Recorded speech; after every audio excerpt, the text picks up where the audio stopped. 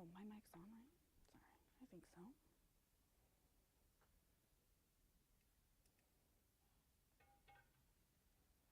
Hello, everyone. This is Fox 12 Oregon. Sorry for the delay there.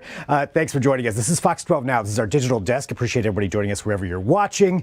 Thanks for tuning in. This is our location right here at the Fox 12 Oregon newsroom, where we get to have all kinds of interviews, discuss different things, talk about different projects, and go in depth with reporters like my first actual ever in-person guest at the desk, Kandra Kent. Kandra, thank you very much for joining us today. Yeah, Greg, I'm excited to be here and be on your show. I think this is awesome. So, yeah. It's a lot of fun. As you can tell, there's a lot going on. So sometimes, occasionally, I press a wrong button, and that's kind of, what can happen there. So we're live. We're live. So that's what happens. But what we are going to be talking about right now, though, is something, as you can see by what's up there, a very, very fascinating report that you've been working on that is now out there that a lot of people are talking about, and that is a delay in autopsies that's going on in Oregon.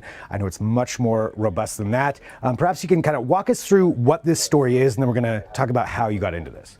Yeah, so this story is really about how there are lately an overwhelming number of autopsy requests coming into the Oregon State Medical Examiner's Office and toxicology requests as well. So they have been within, I would say, the last 2 years or so, really getting, a lot more death investigations, and there are a number of reasons. We can probably get into some of that if we want to, of course, but there's a lot more death investigations happening at the moment, and they've been really struggling to keep up. That's been, delays in autopsies, even more delays in toxicology reports, and, all of those have serious, implications for prosecutions and police work. So, yeah, it's very interesting. It's also, alarming.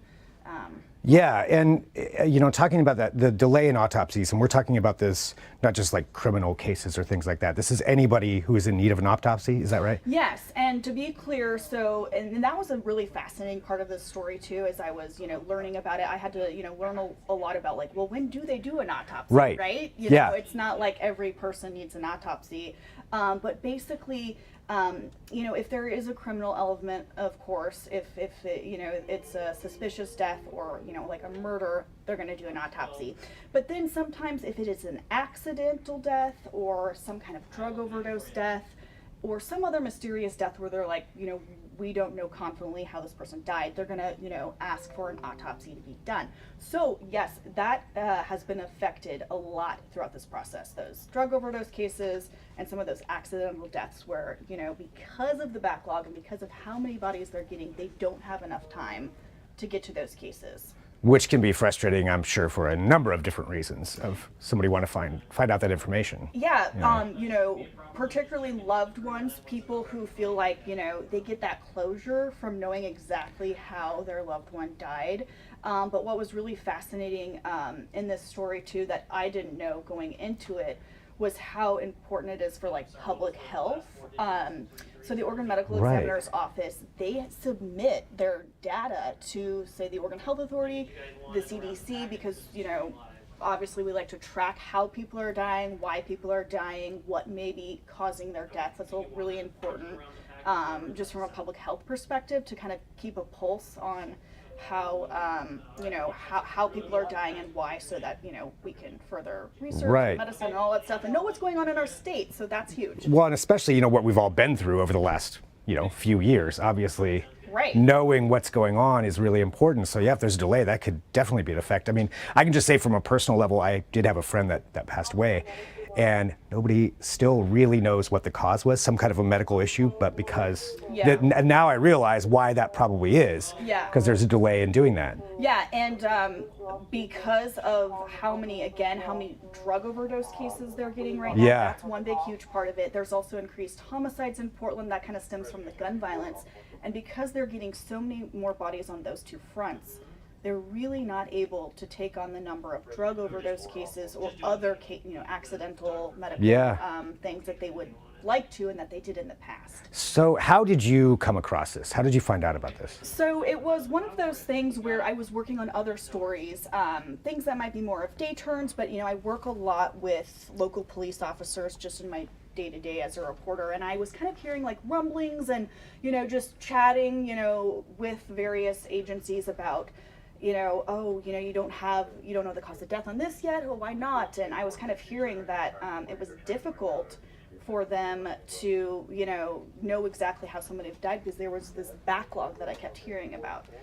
So I kind of had that in my head, and I was working on other stories, but then I was following two deaths this past fall, I think in early November. One was at Coffee Creek, another death at the Marion County Jail. And I was, asking, what's the cause of death? What's the cause of death? And I asked that for like 3 or 4 months. And once it got to that point, I was like, why is there, this lag time? And there can be a variety of reasons for that. But it kind of sparked my interest again. So I did end up reaching out to OSP. They are in charge of the medical examiner's office in Oregon, just to kind of start that conversation of what's going on here. And that's kind of what led me there. Wow. So going from that into this, and then probably falling down the rabbit hole of where this all goes. So on an investigation like that, where do you go next? So from there, I, start figuring out what kind of public records requests I can make, what kind of reports have come out that might highlight some of these issues.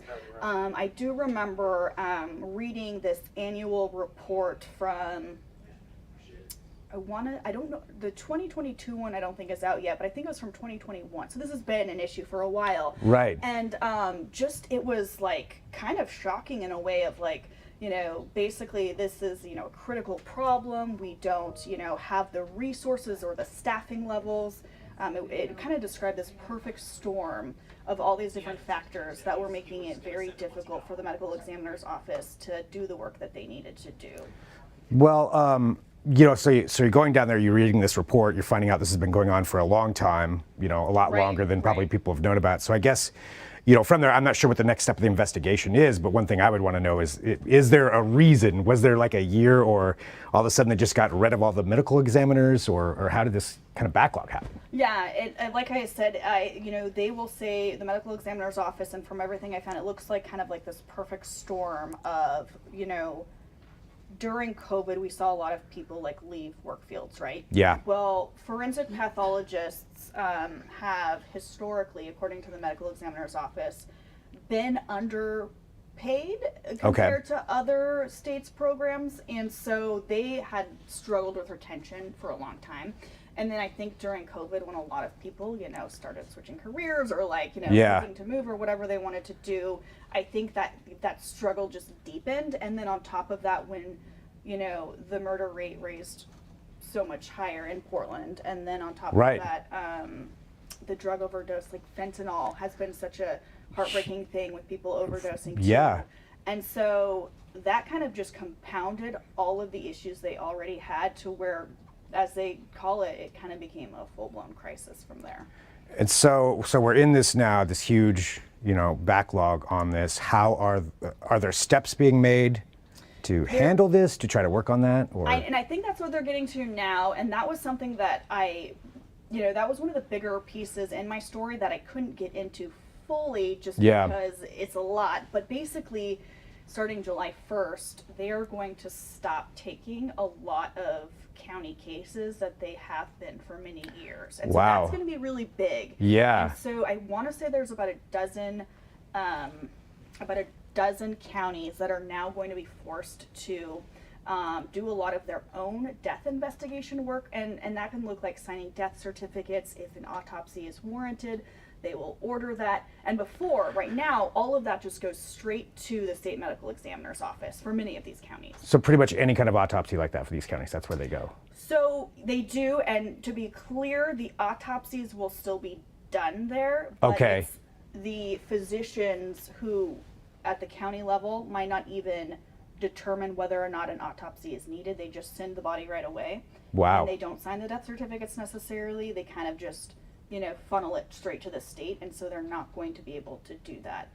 So they're going to have to figure it out on their own. Yeah, and it's going to take probably, more money and a time of adjustment to get up to speed on all of that. But so that's something that's changing. The medical examiner's office is also not going to be accepting as many Lend bias cases, which, to briefly explain, is just, if somebody, say they die from an overdose, and prosecutors obviously want to try to find the drug dealer who sold them the drugs. Well, if they can kind of prove through their investigation that that death was tied to that person selling drugs, they can bring stiffer charges in the end. Right. But they need an autopsy for that. That's a very important piece of evidence.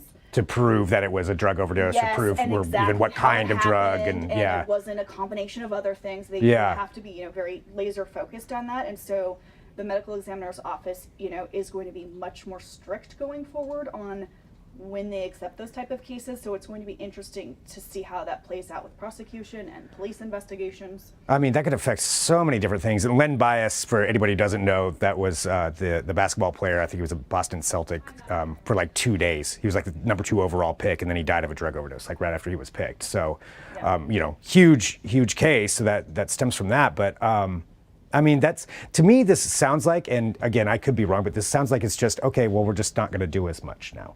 We're not going to actually solve the issue of the backlog. It's just we're just going to scale back what we're doing, which seems like that's going to have a lot of funnel effect of causing other problems. Well, it's definitely going to put a lot of that work back onto the counties. Yeah. But the medical examiner's office is kind of saying, look, out of the goodness of our hearts, we've taken up on a lot of these cases, especially Yeah. from smaller counties. Think of rural Oregon counties where they maybe don't have a lot of death investigations necessarily, or they don't have as many resources to have Yeah. forensic pathologists. But now they're just saying enough is enough, I guess. And technically the counties are responsible for some of these duties, and so it's going to Yeah. fall back to them. Wow. So going forward from there, anything else that you want to talk about that comes that came from this investigation? Well, I just think one thing that I tried to really highlight in my story is it does affect real people who Yeah. oftentimes are grieving. I found this woman, I had actually been talking to her for a completely different story, and we were just chatting, and I found out that her brother had died, and the family thought that it was related to fentanyl, some kind of overdose situation.